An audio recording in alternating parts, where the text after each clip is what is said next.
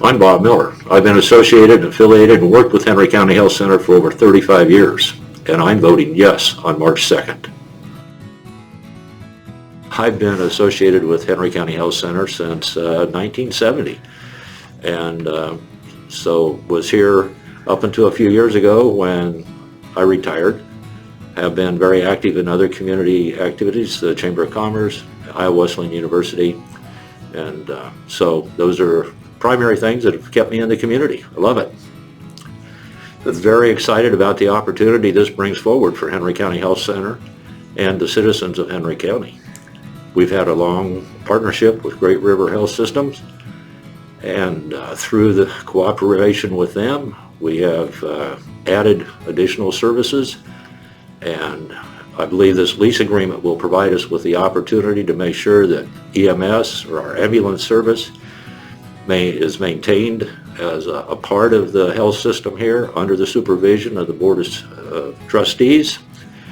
And I believe that it's going to be good for the whole community. The world of healthcare is changing so rapidly, and we're all concerned about cost, and the only way you're going to control cost is utilization or reduce how much gets paid. And so it's those reductions in payments that makes me very concerned about rural healthcare and its availability. Well, I think one of the things that's been exciting working with HCHC is that we've tried to be on the forefront of new technologies and innovations. We were the first county hospital in the state of Iowa to build an attached medical office facility. And since then, we've expanded it twice. That brought physicians on our campus.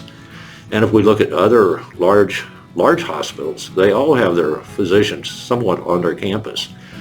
And that set us ahead of the curve, bringing the ambulance service on board when it was 3 or 4 small ones run across the county, operated by funeral homes, allowed us to go from a small service to one that was recognized nationally as a leading paramedic ambulance service. And so there's just been a lot of changes and a lot of things that we've been able to do at HCHC because the Board of Trustees has tried to stay ahead of the curve and try to identify what are the changes that are taking place in healthcare and how particularly will it affect the citizens that we serve.